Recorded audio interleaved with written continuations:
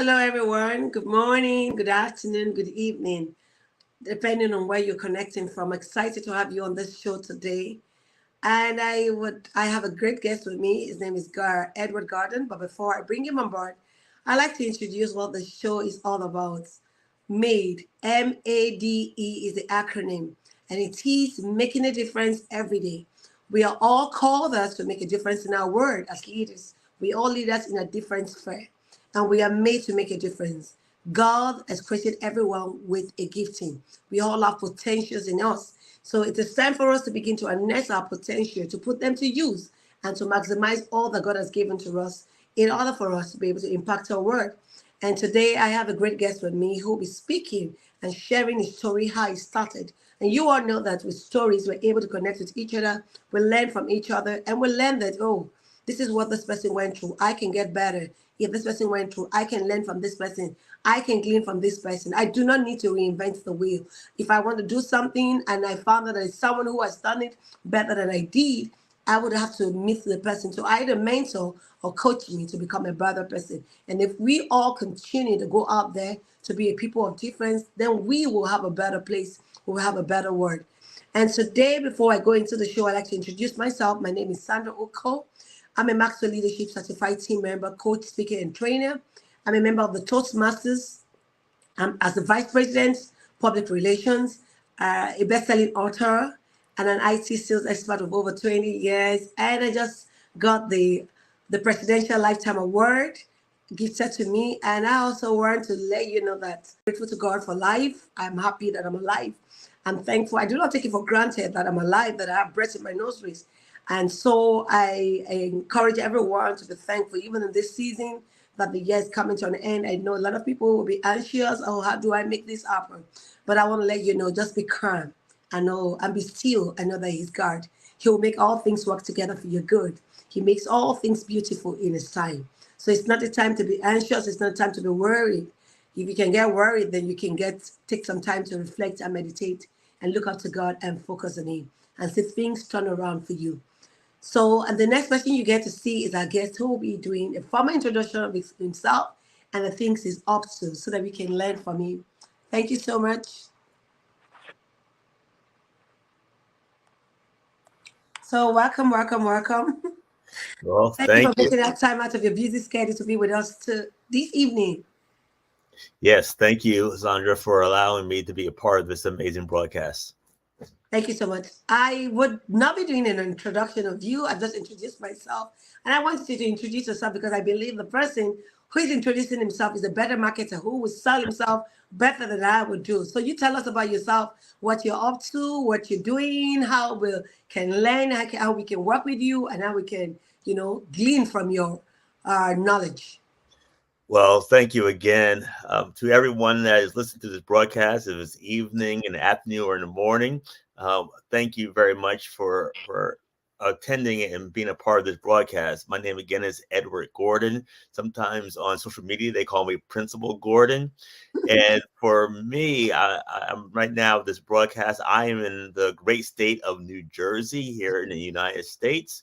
And my mission and vision and purpose is to really see a world where every school leader, they could be a principal, a superintendent, has a certified coach to be able to support them on their journey and be able to help them to perform at their best level to get the greatest results for the students and also the staff and teachers that they serve.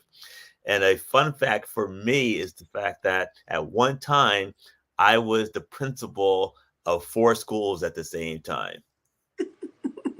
Awesome. No wonder they call you the principal. Yes. Yes. So I'm just grateful to be here at this time.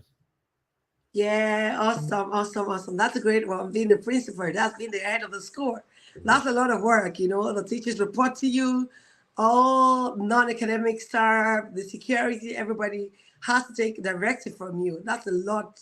That's wearing the large hearts, Yes. you know.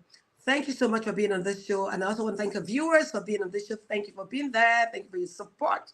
Thank you, because one of the reasons we come here every day, every Monday, and to shoot or to interview a guest is for you, so that we can all glean from one another. You can't know everyone, but you can learn from people's story. You can hear from their story and see how it relates to you, how it can be an impact to you or the people around you.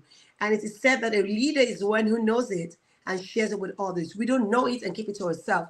We know it and we spread it to the world. And so that's what we're doing right now. So I'd like you to share with us your story, how it all started as a teenager, as a young man. What worked for you? What kept you going? What kept you striving and thriving? Yes, as I reflect back in terms of growing up, the root and foundation has definitely been about a strong family that really believed in the power of God and prayer, and growing up into the church is definitely my foundation. With the church and being a part of various ministries in the church, it allowed me opportunity to learn about leadership, how to listen to others, how to work with others, how to plan, how to implement the plan, how to monitor if things are working or not working, what you need to improve. But through those years of me growing up, I was able to actually grow. And when I later on went to college and now in my profession, those leadership skills and foundation that I taught was taught to me growing up and through the church and my support my family has definitely helped me out to allow me to become the man that I am today. Awesome, awesome, awesome. And that's why I tell people, I said, your experience cannot be bought. Experience is an asset. It lives with you. So whatever you do with your experience really matters. How do you impact your world with the experience you've gotten thus far? Yes. Yeah. So that is definitely, key experience. Um, and there's some things that you go through as you're developing as a leader, and some people will interpret it as failure, okay, and get distracted and not move on and to have those experiences, hold on to them, and do not understand the value of failure. So for me, when things do not go the way that you plan and that you see and envision, just be an opportunity to learn from it, reflect from those experiences, and determine what can you have done better, what skills and new information did you need to learn and learn more, and then from there utilize those experiences as growing times, because yes, as you continue to live life, the experience that you went through and lessons learned from those experiences will definitely be beneficial for you in a new experience, or potentially ultimately what should happen in leadership, you should be able to teach someone else about your experience and what you learn from it to be able to help them improve their leadership and who they are. Yeah, that's awesome. You spoke about, well, the first time I asked you, you spoke about having a very good family system. And that's one reason I tell people, I said, you need to belong to a system. You need to belong to a support system. The three things that makes a man: the exposure, the things that you allow inside of you, the books you read, the movie or whatever you watch that gets inside of you, the people you hang around with does matter, and the environment where you grow. If you do not have a conducive environment, you need to unplug yourself from such environment. And that's why it is said that God places the solitary in families. There's an essence and advantage, and there is the importance of being in a family. It is said, woe to him that is alone in the day of trouble. When he falls down, there's nobody to pick him up or give him a lift. And so there is the importance of being in a family system. And that's why the Bible says, do not forsake the gathering of the children of God. There's a reason why we come together, because we sharpen each other. I get better by being with you because you help me in some areas when I'm not doing well. You strengthen me, you advise me, you give me some guide on how to go better and how to deal with life. And that's what we talk about, being in a system. Plug yourself in a right system. Who are the people that speak into your life? You don't want naysayers. You want to do away with such people, because sometimes you have people who never believes in your dream. Your dream is your dream, not people's dream. It's your dream. So if you need to carry out the dream, then you need to speak with the giver of the dream to help you, empower you, give you direction. And that's what happened to Joseph, if you remember. He suffered when he spoke before time about his dream. Mm. But it was God. God kept him. He was just fortunate God kept him. You can imagine if his brothers had killed him. That dream would have ended with him. Yeah. So having dreams and having speaking to the right people who would help your dream materialize and come to fruition is key. You want to say something, sir? Yeah.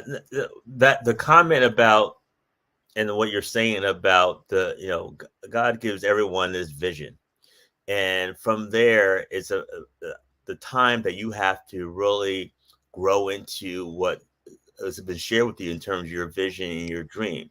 And sometimes it's definitely more education that you've learned as to be around the mentors and coaches to be able to support you.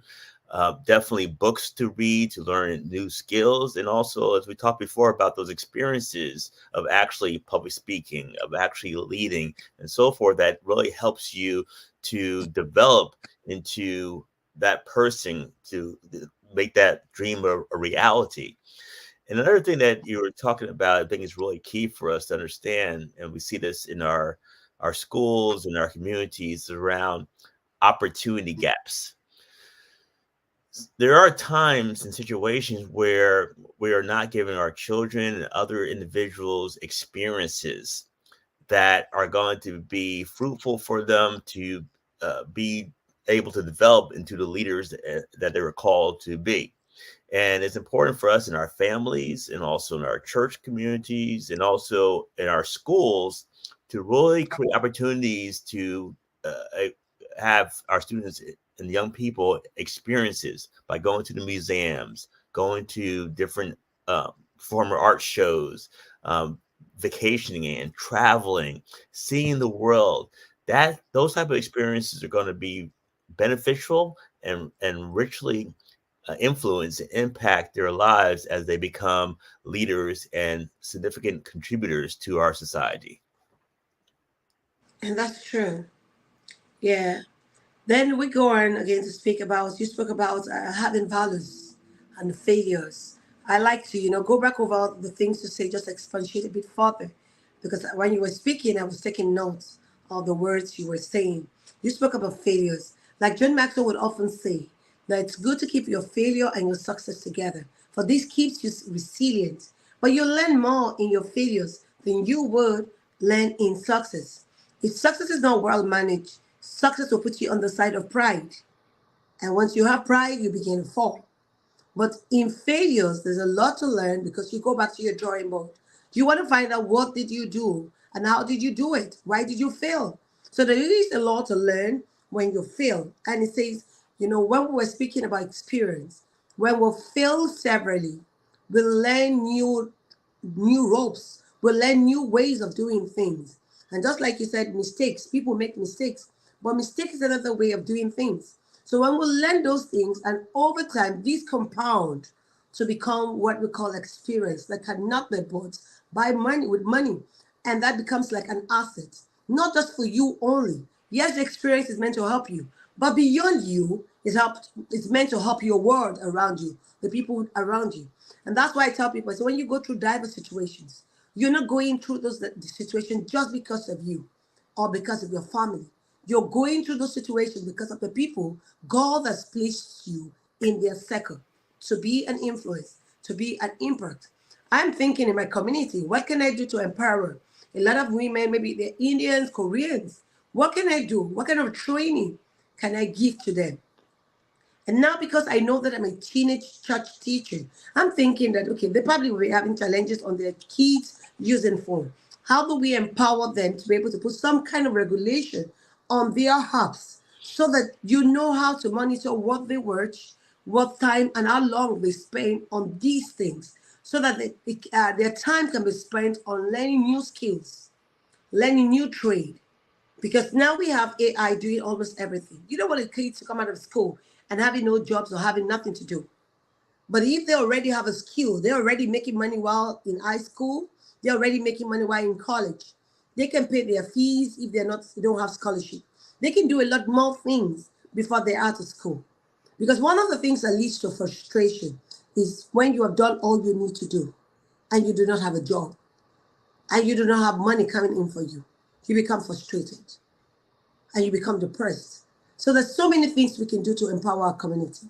And in empowering a community, we're also empowering our children. We're empowering the teenagers around us. And we're, having a good community. And then in return, we're impacting our world for good. Yes.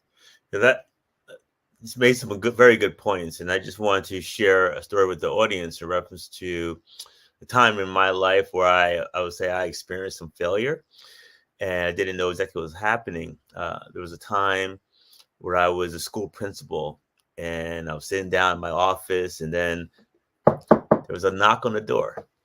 And then in walks the executive director as well as the director of human resources.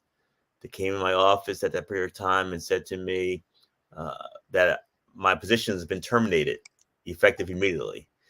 And for me, I didn't know what was happened. I was embarrassed by the situation. And during that time of being unemployed, I had to take time to really reflect and ask God, why was I so successful before in other schools? And now I'm having this struggle.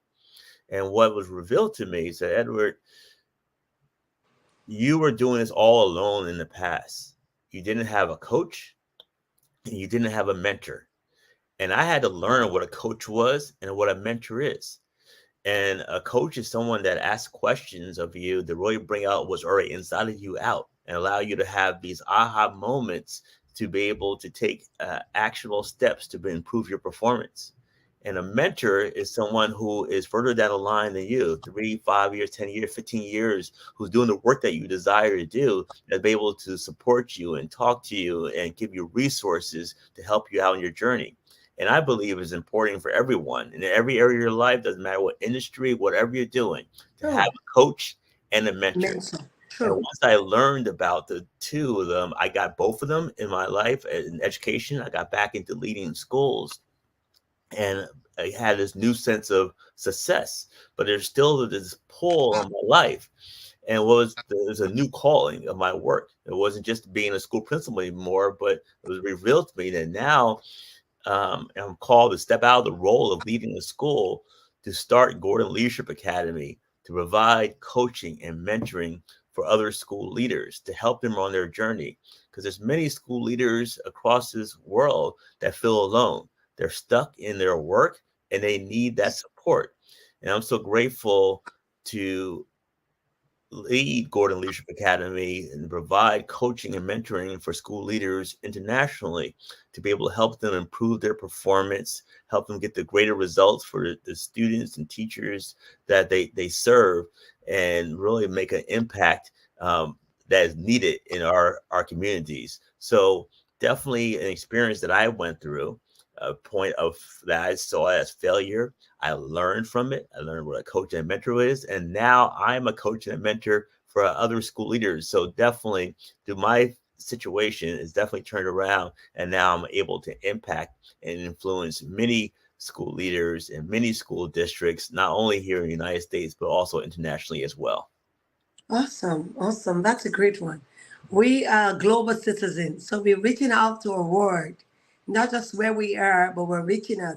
And that's why I said, when you impact one person, that one person goes, and it keeps going. It's a cycle, it's a chain reaction. Just like, what happens if you're a science-based person, radicals. He talks about reduced reaction. It keeps doing, it keeps multiplying itself. And so when you multiply yourself in someone else, and that person keeps multiplying, we keep, giving birth to great leaders and get great mentors. We all need coaches and mentors in our race. Just like you rightly said, the coach helps you to bring the answers from within you because everyone has a skill. We have the answers, but knowing how to get those words out of you, getting those skills, and solving your own problem yourself, and you find that, oh, so I have the capacity to do this. No, you're like, oh my God, so I can do this. So I did this myself. And that's what the coach does, like you rightly said, helping them to be able to harness and bring up answers for themselves. And a mentor is someone in that line of business you want to do, in that area of chosen field you want to run, go into. You don't need to go it alone and falling down several times together. But if you have mentors, you learn from them. You latch on their number of experience. If they've been in the business for 15 years, rather than you going to start afresh and falling into the same pitfalls that they ever fell into, you latch on the experience and you ride on to greater heights. If that business took them 15 years to build, Because you have a mentor, that shortens the cycle of your business. Rather than you having to go through that 15 years of building an edifice or a business structure, you can learn from there. And in 2, 3 years, you are running. Your business is booming. And that's why I tell people you can't do it all alone. There's a reason why God wants us to be with other people. He says, iron sharpened iron. So would a man sharpen the countenance of his friend? So as I get to meet with you, we'll get to do some things together, sharpen our skills. And that's what happens when we do this. And that's why I said, as a leader is not the one who gets information and keeps it to himself. He spreads the information to see who, with his knowledge or with his information, be of benefit to. Yes. And that's the key thing. You talked about the word success earlier, and with new enlightenment, I definitely see success differently. Yes, you're going to be successful in some things that you put your mind to and actually do. But I think that we when you move from success to significance, when you're able to understand that it's not about me, okay, it's about others and how other people that you can impact, others you can train and develop and coach so that this work spreads. And that is where it really makes a big impact in the world, when we really individually think about what can I do that's going to make a significant impact in this world. That is the greatest level that I think that you want to be at. And that's the level I believe that's beyond the word or the level of success, is when there's significance, when it's not about you and you're able to impact many. That's when it's key. Yeah. And that's what God is calling each and every one of us to do. Living a life of significance. As much as you've been a blessing, as much as someone else has blessed you, it's time for you to give back to your community. It's time to see who can I be of help to. Like John Maxwell rightly said, he said, whenever he leaves his house, he thinks to himself and says, okay, who is that person that needs me to show mercy to? Who is that person I need to impact? And before he goes to bed in the evening, I learned that too, and I try to imbibe that. Who is that person I am meant to be out there for today to be a blessing? And before he goes to bed, he comes back and says, who have I shown mercy? Who have I been of help to? Who have I been of a positive impact on to today? And that's why we need to be intentional. Life is all about discipline. And that's why, a lot of times I tell people, I said, you know why the disciples were called disciples? They're disciplined leaders. You've got to be disciplined. It's not easy, but you've got to put things, you've got to be disciplined to achieving your goals.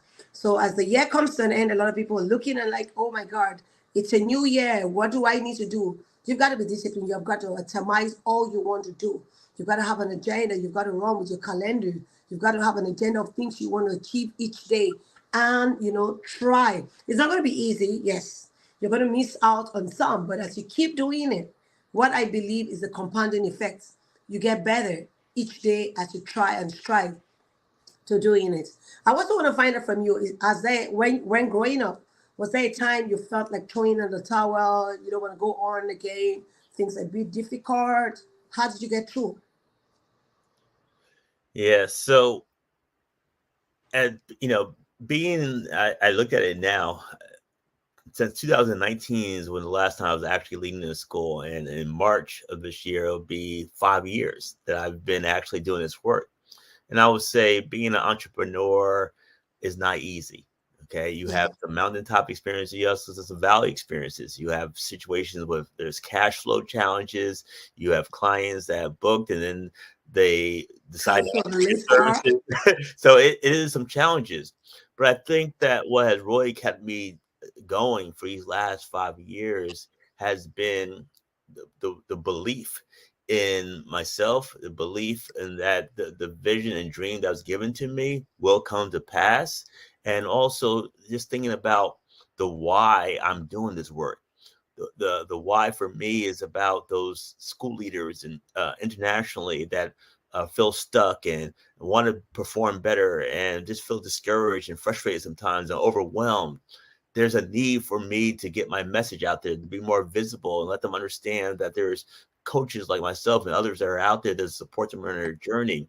The why for a better life and opportunities for my family, and to be able to spend more time with them and travel and be more a part of their lives. So to get a level of income coming in that I can contribute to various nonprofit organizations and support their causes. So the why has to be very strong for you to go through these challenging times in your life.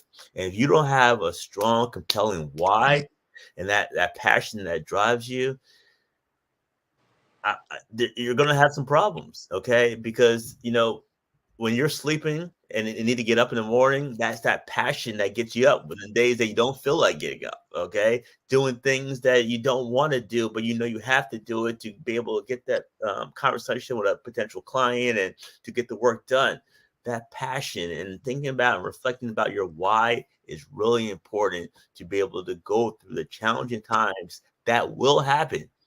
Okay, it doesn't matter where you are, what stage of the game you are. You will have ups and downs, no matter where you're at. No matter. It's not a money thing. It's not an experience thing. It's just part of life.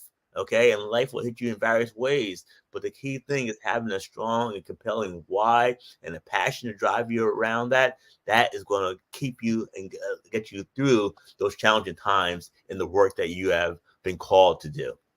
Awesome, awesome, awesome. Hey, you spoke about knowing yourself. Once you know yourself, and that's what I call self-awareness, and that's what we have lacking in our community. We have what you call the identity crisis. Everyone trying to become like this. I want to be like this person. I want to dress like this person. Yes, and the moment you know your why, you know yourself. You're self-aware of what you want to be, what you want to achieve, where you want to go, where you are right now, what's the big picture. This is where I want to be in 5 years, 10 years time. You are, you're guarded and right. You're able to focus. But once that is not known, and that's why I try to teach and try to tell people, you have to be self-aware. You have to know yourself. You have to know what you're called out for. You have to know what your passions are. What are your values? What are your moral? What guides you in life? And you rightly spoke and you hit the nail on the head when you spoke about the why. The greater your why, the greater the passion, the stronger the zeal, even in difficult moments. Once you don't understand why you're in business or why you're leaving, why you're doing what you do, when there is any form of obstacles, you're going to chicken out, you're going to run away. And that's not what we want to do. We're called to be courageous, there will be fears. There will be fears, but doing it afraid is what is called courage. Yes, do it afraid. And as you keep doing it, you get better. If you know something and you keep it to yourself, you don't teach it to others, you don't get better. But the more you teach them, the more you say what you know, the more better you get to know. And when you spoke about the why, everyone goes through challenges. Challenges is a norm for everyone as long as you're living. It's either some people are either leaving one challenge to the other. Challenges is what helps you to think. It helps you to put your mind to thinking. And after me, I call challenges the mother of all creativity. Because when you go through difficult moments, it helps you to start thinking, what can I do to get out of this? Who can I speak to? Where do I go? How do I get this out of my way? And so in thinking those ways, we're creating ideas, creating new systems. And so having a great why would help keep you going, even in difficult moments. That's passion. Your passion has to be strong so that you can come through at the other side. Yes. So that's why I tell people, where there is no pain, there is no gain. Show me the scar for you to be a star. So when you see people who are stars today, find out what scars they have.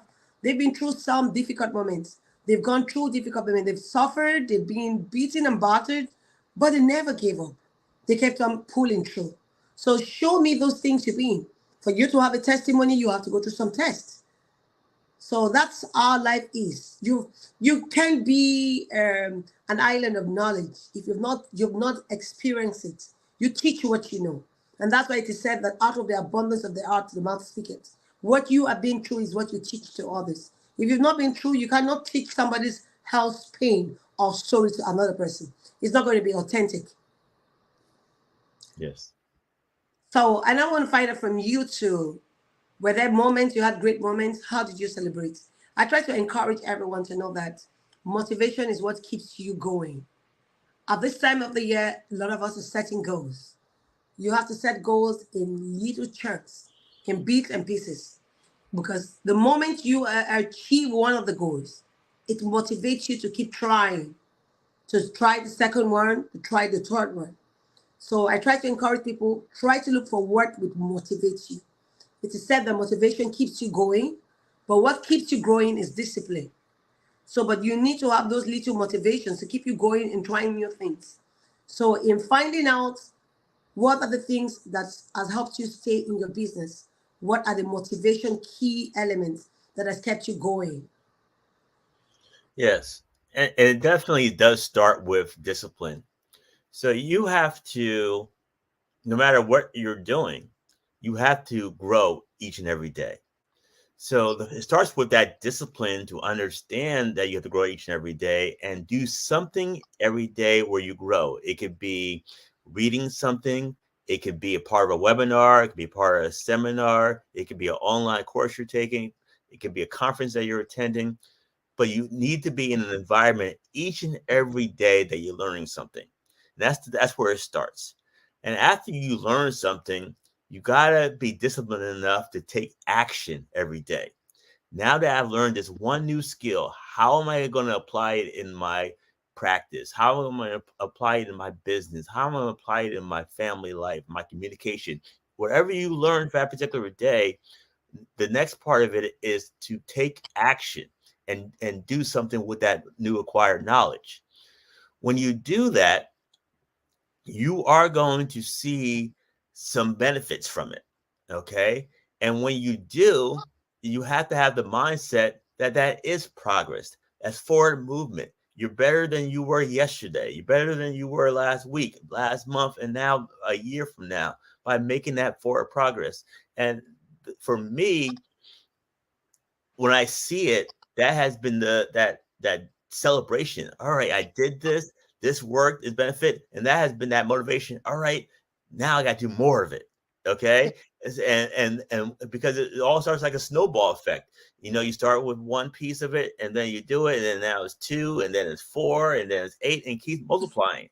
That's But it. that is that motivation, and we have to understand that and not wait to celebrate when we've fully accomplished that goal. Okay. Taking things time every day to reflect on what you did and what you didn't do, and also what was the win and what needed to be adjusted on a daily reflective cycle is going to be beneficial to keep that momentum going.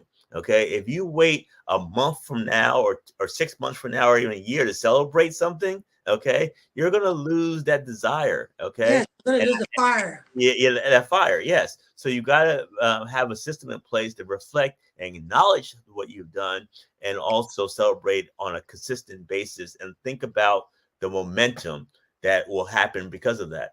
Another thing I want to say is, say you had a plan that I'm going to learn something new every day. I'm going to be in an environment. I'm going to learn one thing every day. And say, for example, there's a day that doesn't happen. It's important for us to not beat up on ourselves because we didn't do something that we've set Yeah, out. true. Okay. You understand it. You reflect. Oh, I know I didn't go to the gym today or whatever. Oh, no, I didn't study today. Understand that. Get back into it tomorrow. Okay. Do not beat yourself over the head about it. Go into this negative mindset, because when you do that, that one day of not doing that particular thing becomes two, becomes three, it becomes four. And no, give yourself grace. Okay, we are all going to make mistakes in our decisions, what we do, phone calls we didn't make for a potential client.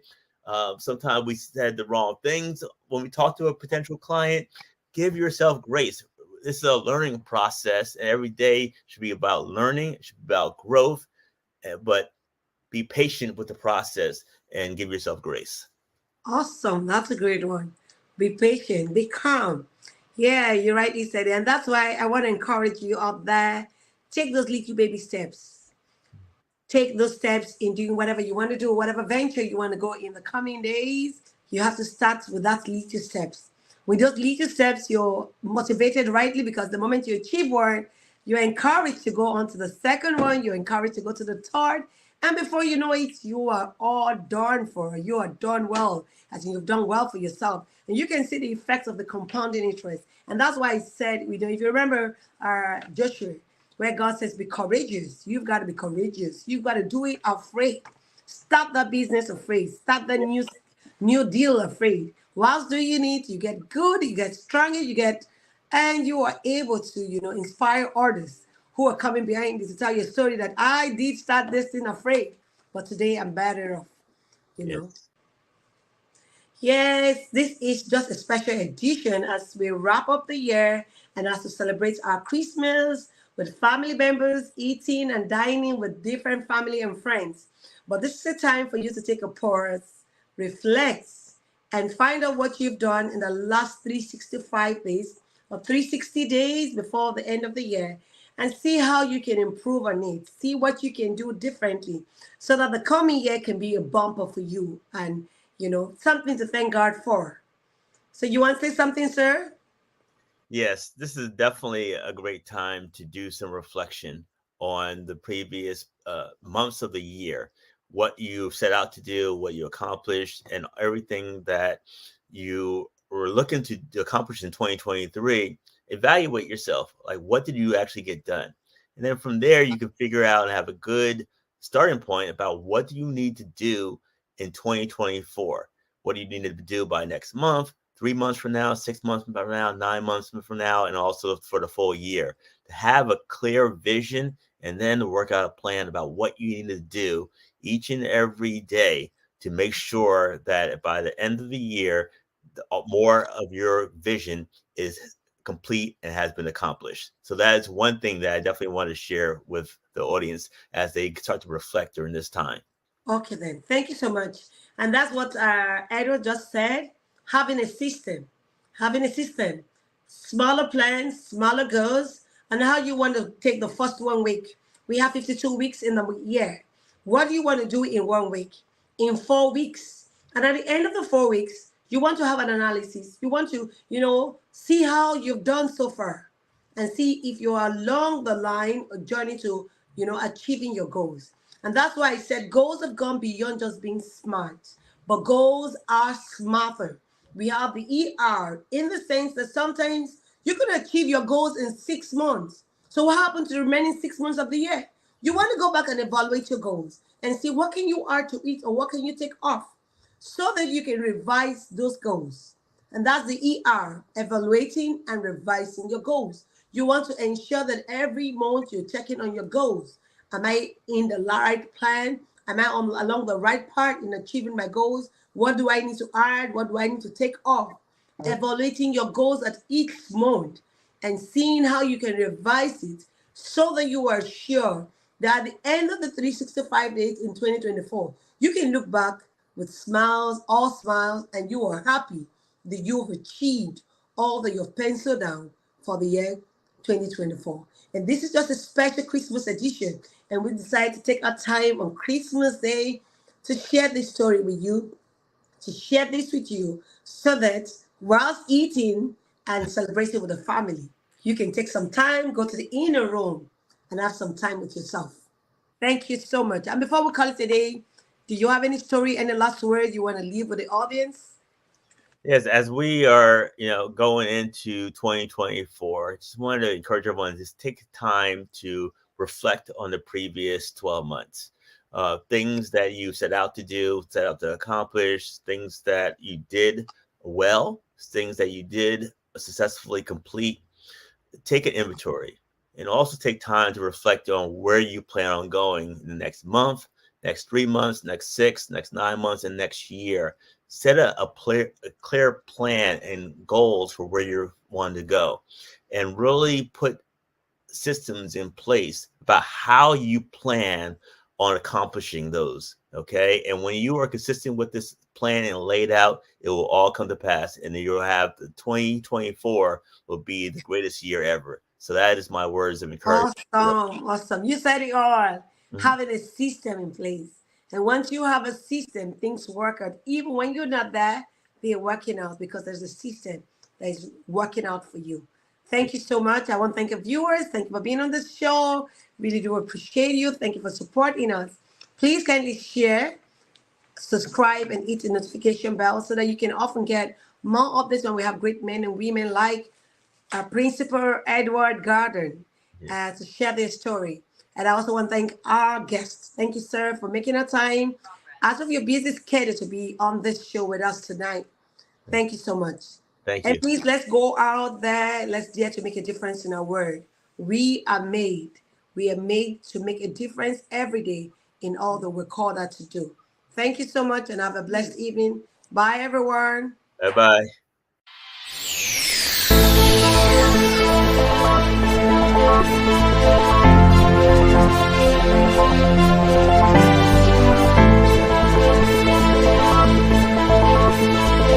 If you've made it this far into this video, thank you for watching. And don't forget to subscribe so you can support your girl. Thank you.